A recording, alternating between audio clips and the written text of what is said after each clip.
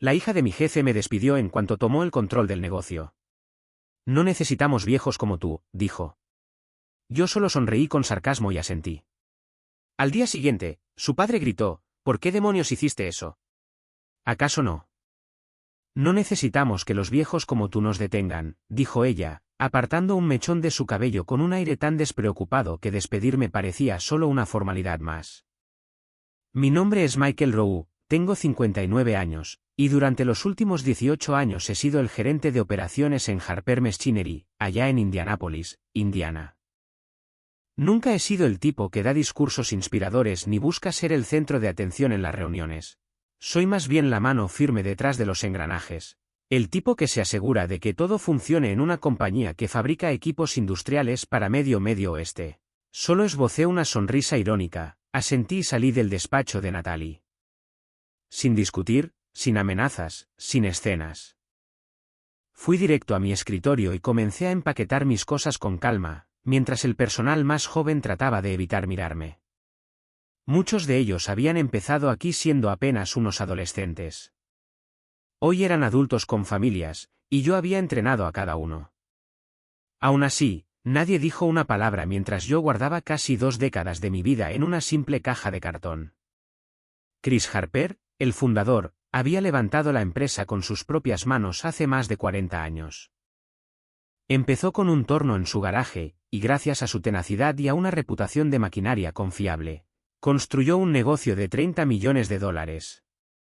Cuando su salud empezó a fallar, me eligió personalmente para dirigir las operaciones. Recuerdo que me dijo, eres el único en quien confío para no tomar atajos. Pero ahora su hija Natalie, de 28 años, recién salida de Miami con un título en negocios, había decidido que la compañía necesitaba una actualización, nuevas ideas y visión moderna. En realidad, eso significaba deshacerse de cualquiera que recordara cómo se hacían las cosas antes de que las hojas de cálculo reemplazaran el sentido común. Mientras caminaba hacia mi camioneta, con esa caja patética de pertenencias personales, me invadió una sensación extraña, calma absoluta. Porque lo que Natalie ignoraba, ni siquiera se había molestado en revisar, era que mi contrato incluía una cláusula muy específica. Una que el propio Richard había agregado para protegerme de los competidores, una indemnización equivalente a 2 años de salario completo si me despedían sin una causa válida. Puse la caja en el asiento del pasajero y me quedé allí, un momento, con las manos sobre el volante. A través del parabrisas podía ver la planta de producción, el equipo que había mantenido, los sistemas que había diseñado, las personas que había contratado. Todos a punto de aprender lo que pasa cuando el conocimiento institucional sale por la puerta. No golpeé la puerta, no chirrié las llantas ni hice un espectáculo. Solo giré la llave, encendí el motor y me fui a casa. Lo primero que haría sería llamar a Harold Preston, un amigo abogado que llevaba tiempo esperando un caso corporativo tan claro como este. Nunca fui un tipo llamativo. Estuve casado 29 años con Susan, mi esposa, hasta que el cáncer se la llevó hace 4 años. Criamos a 2 buenos hijos, mi hijo vive en Denver y trabaja en una empresa de ingeniería, y mi hija enseña 3er grado en Cleveland. Mi vida siempre se ha basado en la consistencia y la fiabilidad, los mismos principios que aporté a Harper Machinery. Para mí, Richard Harper fue más que un jefe, en muchos sentidos, fue la figura paterna que nunca tuve. Mi propio padre desapareció cuando tenía 11 años, y mi madre nos crió a 3 con el sueldo de secretaria.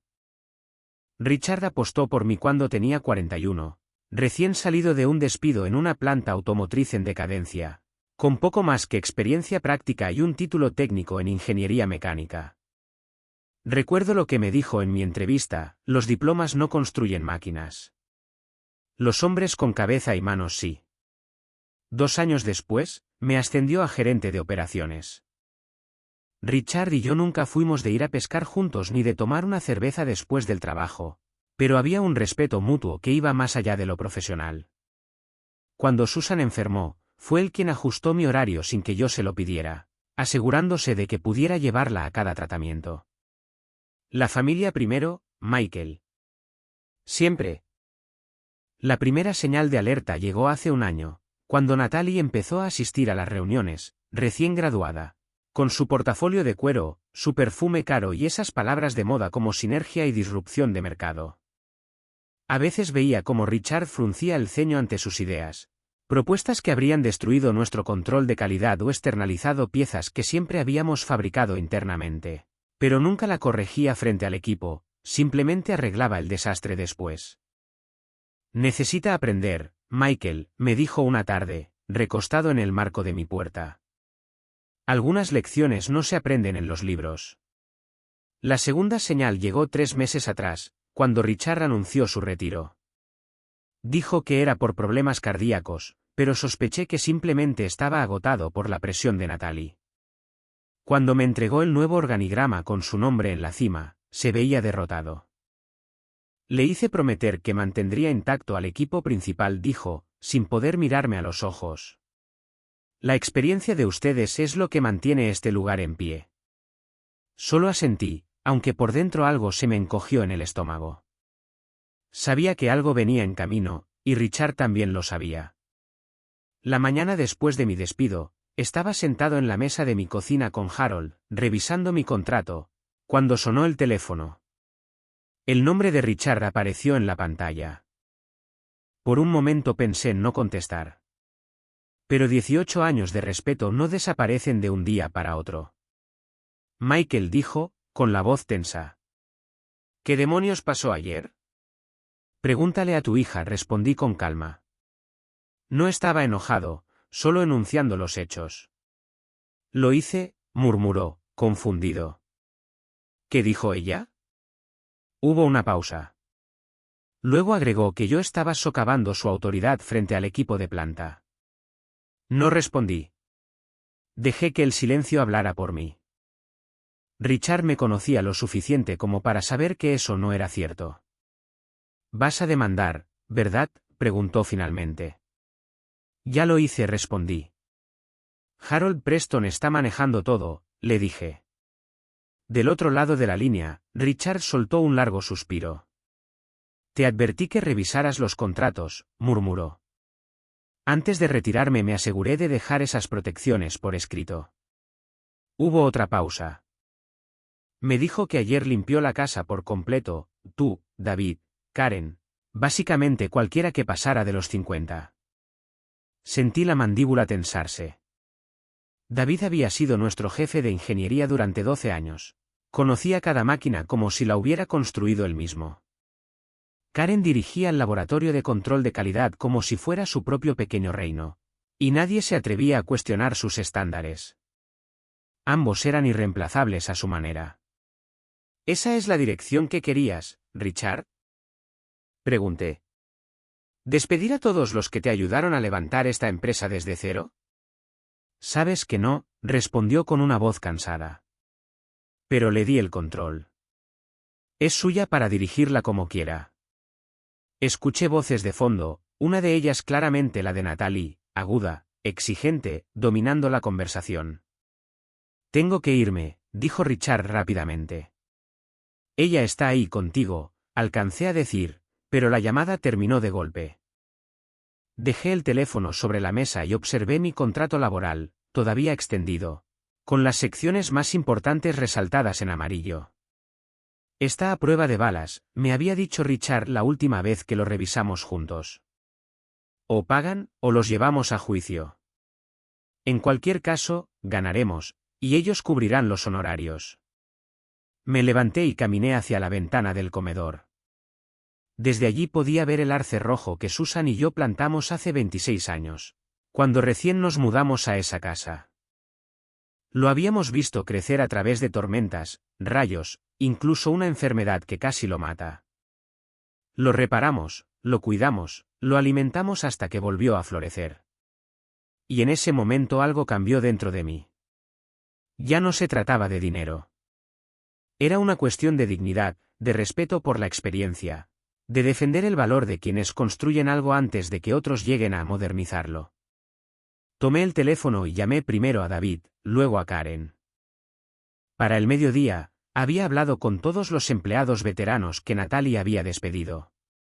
Algunos sonaban en shock, otros furiosos, pero todos asustados por lo que vendría. Respira hondo, les dije a cada uno. Revisen sus contratos. Llamen a Harold. No se dejen intimidar. Después hice una llamada más, esta vez a Douglas Klene, dueño de Precision Parts, al otro lado de la ciudad. Era un hombre que llevaba años tratando de convencerme de que me fuera a trabajar con él. ¿Sigues interesado en aquella charla que dejamos pendiente?, le pregunté. 3 días después de mi despido, me encontré sentado frente a Natalie y al abogado corporativo de Harper Machinery, en una elegante oficina del centro. A mi lado, Harold Preston, con su maletín de cuero gastado abierto y mi contrato bien a la vista sobre la mesa. Esto es absurdo, dijo Natalie, sin molestarse siquiera en mirar el documento. Estamos adoptando una nueva dirección. Eso cuenta como causa suficiente. Harold se limitó a señalar la cláusula resaltada con calma. El despido sin causa, según el apéndice C, requiere una indemnización equivalente a 24 meses de salario, lo que en el caso del señor Rowe son aproximadamente $320,000. El abogado corporativo, un joven llamado Justin, parecía recién salido de la Facultad de Derecho. Su expresión se volvió cada vez más incómoda mientras leía el contrato línea por línea. Señorita Harper, comenzó, la definición de causa justificada aquí es bastante específica. Problemas de desempeño, violaciones éticas o actos criminales. Se resistía al cambio, interrumpió Natalie, cruzando los brazos con firmeza. Eso es insubordinación. ¿Tiene documentación que lo respalde?, preguntó Harold con calma. Advertencias por escrito, planes de mejora de rendimiento, porque el apéndice C exige un patrón documentado, no un solo incidente. Justin hojeó una carpeta delgada frente a él y no encontró nada. El rostro de Natalie se tensó. Bien, entonces le pagaremos unos meses de indemnización y terminamos con esto. 24 meses, corrigió Harold, sin levantar la voz. Como lo estipula el contrato. Eso es ridículo, espetó ella. Ofreceremos 6 meses. Tómalo o déjalo. Yo me quedé en silencio, observándola. En ese momento, vi el reflejo de su padre en su expresión, esa misma mandíbula terca. Pero la diferencia era clara, la terquedad de Richard construía, la de Natalie solo destruía. Harold cerró su maletín despacio. Entonces procederemos con la demanda, dijo. El proceso de descubrimiento debería resultar interesante, especialmente considerando que varios empleados mayores de 50 fueron despedidos al mismo tiempo. Los ojos de Justin se abrieron un poco. Se inclinó hacia Natalie y le susurró algo urgente, pero ella lo apartó con un gesto molesto. Antes de empezar con amenazas, dijo Natalie, ignorando por completo a Harold, debes saber que estamos preparados para pelear esto. Podría llevar años en los tribunales. Finalmente hablé. Tengo tiempo. Ella sonrió con frialdad. Y nosotros nos encargaremos de que toda la industria sepa que eres un problema. Buena suerte encontrando trabajo a tu edad. Fue en ese preciso instante cuando la puerta se abrió y Richard Harper entró. No lo había visto desde su fiesta de jubilación. Se veía más delgado, más pálido, pero sus ojos seguían igual de agudos. Natalie dijo en voz baja. Solo su nombre, pero bastó para congelar el aire. Estamos en medio de algo, papá, respondió ella, impaciente. No era una petición. Se dirigieron hacia la pared de vidrio de la sala de conferencias. Desde mi asiento pude verlos discutir, Richard gesticulando con fuerza mientras Natalie adoptaba una postura defensiva. Cuando volvieron a entrar, Natalie evitó mirarme. Justin, dijo Richard con firmeza, prepara el acuerdo de indemnización exactamente como está escrito en el contrato. Papá, comenzó ella. Ahora no, la interrumpió Richard. Luego se volvió hacia mí. Te pido disculpas, Michael. No era así como quería que terminaran las cosas. Solo asentí. No hacía falta decir nada más entre nosotros. Mientras Harold y yo recogíamos nuestras cosas, Natalie se plantó frente a mí. Esto no ha terminado, dijo. Voy a revisar cada relación con proveedores. Cualquier empresa que te contrate puede olvidarse de hacer negocios con Harper. Vi cómo Richard palidecía, pero no intervino. Yo simplemente volví a asentir, pensando en la conversación que había tenido el día anterior con Douglas Kleene sobre su propuesta de sociedad, y sobre el nicho de mercado que Harper había ignorado durante años y que Precision Parts estaba a punto de conquistar. En algo tienes razón, le dije finalmente. Esto no ha terminado. Una semana después, la transferencia apareció en mi cuenta. $320,000 antes de impuestos. Más dinero del que había visto en toda mi vida. Debería haberme sentido vindicando, triunfante, pero en lugar de eso, me sentí vacío. El dinero no era el punto. Tampoco la venganza. Era algo más profundo. Esa misma tarde me encontré con David Baldwin, nuestro antiguo jefe de ingeniería, en un pequeño restaurante a medio camino entre nuestras casas. Eran casi las 3 de la tarde y el lugar estaba prácticamente vacío, solo un par de camioneros en el mostrador y nosotros en una cabina al fondo. Harold me consiguió una indemnización de 1 año, me dijo David mientras revolvía su café sin tocarlo. No es tan buena como la tuya, pero al menos es algo. Quieren que firme un acuerdo de confidencialidad. Asentí. ¿Y vas a hacerlo? Supongo que no tengo mucha opción, respondió con una sonrisa amarga. No puedo hablar de procesos patentados o prácticas internas durante 5 años. Imagínate eso, 40 años en ingeniería y, de pronto, me dicen que no puedo hablar de mi propio trabajo. Lo entendía. Esa sensación de ser desechable después de haberlo dado todo. ¿Y tú, lo vas a firmar?, preguntó. Probablemente tenga que hacerlo, suspiró. Tengo una nieta que empieza la universidad el próximo otoño. Deslicé una tarjeta de presentación hacia él sobre la mesa. Douglas Kleene, Precision Parts, le dije. Está buscando un consultor. Alguien con experiencia en hidráulica de precisión. Y no requiere ningún acuerdo de confidencialidad. David la tomó y la observó por un momento. Harper me demandaría si acepto esto. Solo si estuvieras revelando información patentada, le respondí.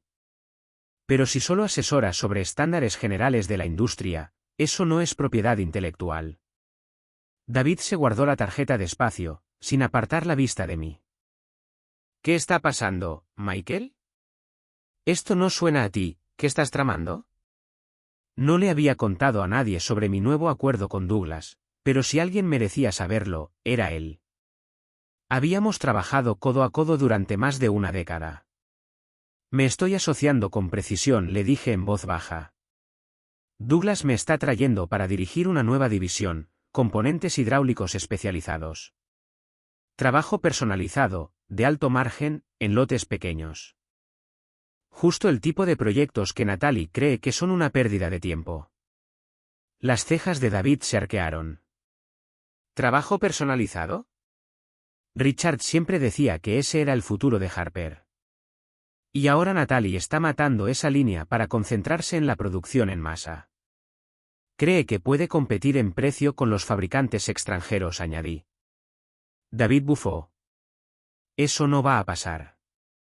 No con nuestros costos laborales. Lo sé, respondí. Y Richard también lo sabía. David se inclinó hacia mí. ¿Por eso me lo estás contando? ¿Crees que Richard está involucrado en esto? Negué con la cabeza. No. Pero almorcé con Karen ayer. Y me dijo que Natalie está vendiendo el equipo especializado, la maquinaria que Richard compró el año pasado para el trabajo personalizado. Ya ha liquidado la mitad. David se quedó inmóvil un segundo, tratando de procesarlo. Esos son más de $2 millones en equipos, dijo finalmente. Y si los vendió a precios de subasta, consiguió, ¿qué? ¿30 centavos por dólar? Con suerte. David se recostó en su asiento, la mirada fija en el vacío. Está desmantelando la empresa, murmuró. Convirtiendo los activos en efectivo. Asentí. Y adivina quién está comprando propiedades en Miami. Dios santo, murmuró David, pasándose una mano por la cara. ¿Richard lo sabe? No lo creo. Él construyó esa empresa para dejar un legado, no para que la liquidaran. Nos quedamos en silencio por un rato, dejando que la realidad se hundiera. Lo que estaba ocurriendo no solo nos afectaba a nosotros. Afectaba a más de 100 empleados que aún trabajaban en Harper, a familias enteras que dependían de esa nómina, al trabajo de toda una vida de Richard Harper. ¿Qué vas a hacer?, me preguntó David finalmente. Construir algo mejor, respondí sin dudarlo. Algo que respete tanto el pasado como el futuro. ¿Con Douglas Clene?, preguntó, con cierta duda en la voz. Douglas es solo el inversionista, le expliqué. Está a 2 años de jubilarse. Quiere respaldar a la gente que sabe lo que hace y luego apartarse del camino. David sonrió apenas. Déjame adivinar, necesitas un ingeniero que entienda de hidráulica. Por primera vez en semanas, yo también sonreí.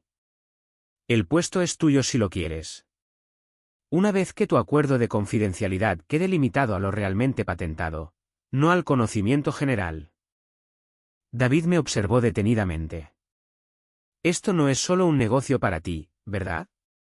No, es personal, le respondí. Se trata de valor, de construir algo que dure. Eso, dijo, es todo lo que siempre quise hacer. 2 meses después de mi despido, estaba sentado en la oficina de Douglas Clene, revisando los planos arquitectónicos de nuestras nuevas instalaciones. Un viejo almacén en el lado este de Indianápolis estaba siendo renovado para albergar Cornerstone Precision, nuestra nueva empresa de componentes hidráulicos personalizados. El nombre había sido idea de David. Construir desde las esquinas hacia arriba, dijo cuando lo propuso. Así es como se hace algo que perdura. Douglas, un tipo robusto, barba blanca, mangas arremangadas sin importar la ocasión, extendió unos documentos sobre el escritorio. Contratos con talleres mecánicos confirmados, dijo. Pueden entregar las primeras 5 unidades el mes que viene. Y el programador de CNC empieza el lunes. ¿Quién es?, pregunté. Ex empleado de Harper, respondió con una sonrisa cómplice. Dijo que tú lo recomendaste. Asentí. Era Jason Wright, un genio del modelado por computadora que había pasado 6 años en Harper. Natalie había recortado el presupuesto de su departamento en un 30%, al mismo tiempo que duplicaba su propio salario.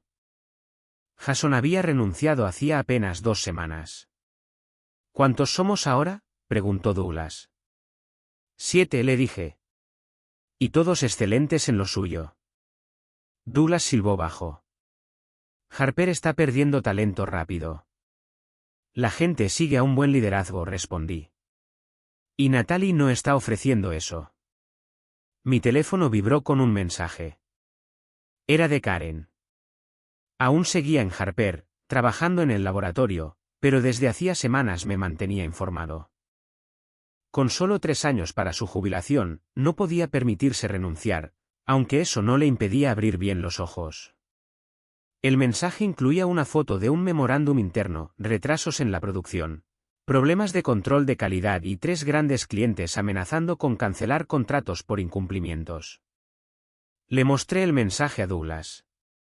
Ajustó sus gafas y asintió con gravedad. Tal como predijimos, dijo.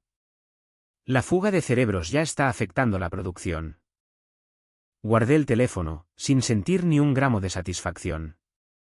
Harper Machinery todavía empleaba a muchas familias que yo conocía desde hacía años, gente con hipotecas, hijos en la universidad, padres mayores a su cuidado. Su sufrimiento nunca fue mi meta. Deberíamos contactar a Midwest Manufacturing, le dije a Douglas, refiriéndome a uno de los clientes más importantes de Harper. Hacerles saber que estaremos operativos en 60 días. Douglas tomó nota y asintió. Ya tengo una reunión programada para la próxima semana, dijo. Sus gerentes de compras están muy interesados en hablar. Me levanté y caminé hacia la ventana que daba al piso del almacén. Abajo, los trabajadores instalaban las primeras piezas del nuevo equipo, los cimientos de algo distinto, Algo construido con respeto por la experiencia y el valor de la innovación. Por primera vez en mucho tiempo, sentí que todo lo que habíamos aprendido tenía un propósito. Entonces sonó mi teléfono. El nombre en la pantalla me hizo detenerme, Richard Harper. Debería tomar esto, le dije a Douglas. Él asintió y salió de la oficina, cerrando la puerta tras de sí. Richard, respondí. ¿Michael? Su voz sonaba cansada, derrotada, como si los últimos meses le hubieran pasado factura. Necesitamos hablar. Te escucho. Hubo una pausa larga, seguida de un suspiro pesado. Sé lo que estás haciendo. La nueva empresa. Los empleados de Harper que has estado contratando. No respondí. No había nada ilegal en lo que hacía, ni siquiera poco ético. Solo negocios. No te llamo para que te detengas, continuó. Te llamo para pedirte ayuda. Eso me descolocó. ¿Qué tipo de ayuda? La clase de ayuda que podría salvar lo que queda de mi empresa. Se hizo un silencio. Natalie ha estado vendiendo activos, recortando gastos en control de calidad. La junta está nerviosa, y con razón. ¿Y por qué me lo cuentas a mí, Richard? Porque eres el único que conoce cada parte del sistema, el único que podría ver una salida. Otra pausa, más pesada. Y porque debí escucharte cuando me dijiste que ella no estaba lista. Cerré los ojos. Pensé en los años que habíamos pasado hombro a hombro, construyendo algo de lo que estábamos orgullosos. Cientos de personas confiaban en nosotros para tomar buenas decisiones, y ahora todo eso pendía de un hilo. ¿Qué estás pidiendo exactamente? Ven a mi casa esta noche, a las 7, dijo. Y trae a David si puede. La junta quiere reunirse para hablar de opciones. ¿Opciones? Sí. Su voz sonó un poco más firme. Incluyendo un posible cambio en el liderazgo. Miré hacia el piso del almacén, a nuestra pequeña pero creciente operación. Todo lo que estábamos construyendo había nacido de las cenizas de la traición. Estaré allí, dije finalmente. Pero no prometo nada. Justo lo que esperaba, respondió con un alivio visible. ¿Y, Michael? Sí. Gracias por seguir contestando mis llamadas. 6 meses después de mi despido, me encontraba al fondo de la sala de conferencias principal de Harper Machinery. Era la reunión trimestral de todos los empleados, y Natalie estaba al frente de la mesa, rodeada de su nuevo equipo ejecutivo, jóvenes, nerviosos, impecablemente vestidos. Mi turno para hablar sería al final, ese fue el acuerdo con la junta. Ella debía presentar primero sus resultados y explicar, si podía, la caída del 37% en los ingresos, los contratos perdidos y los fallos de calidad. A mitad de su exposición, mientras culpaba al mercado y a problemas heredados, me vio. ¿Qué hace él aquí?, exigió, señalándome. Richard, sentado entre los directores, no dijo una palabra. Fue el presidente de la junta quien se levantó. Natalie dijo con calma, la junta ha tomado una decisión sobre el liderazgo de la empresa. Su rostro se volvió blanco. No pueden hablar en serio. El presidente giró hacia mí. Michael, ¿te gustaría explicar el nuevo acuerdo? Di un paso al frente con una carpeta en la mano, la misma que Harold había preparado para mi despido 6 meses antes, aunque ahora contenía algo muy distinto. Harper Machinery se fusiona con Cornerstone Precision, anuncié. La junta aprobó la adquisición esta mañana. Natalie soltó una risa nerviosa. Esto es ridículo. Soy la accionista mayoritaria. Richard se puso de pie lentamente. No, dijo con serenidad. Tienes el 20%. Yo conservo el 51%, y acabo de votar a favor de la fusión. Deslicé la carpeta sobre la mesa hacia ella. Cornerstone absorberá la división de hidráulica personalizada. El resto continuará bajo un nuevo liderazgo. En ese momento, David entró por la puerta. Mi liderazgo, dijo, firme y tranquilo. Natalie hojeó los documentos con las manos temblorosas. Esto es.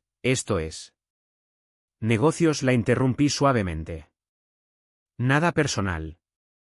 Un año después de la fusión, estaba de pie en la planta de producción ampliada que ahora albergaba tanto a Cornerstone Precision como a Harper Custom Hydraulics.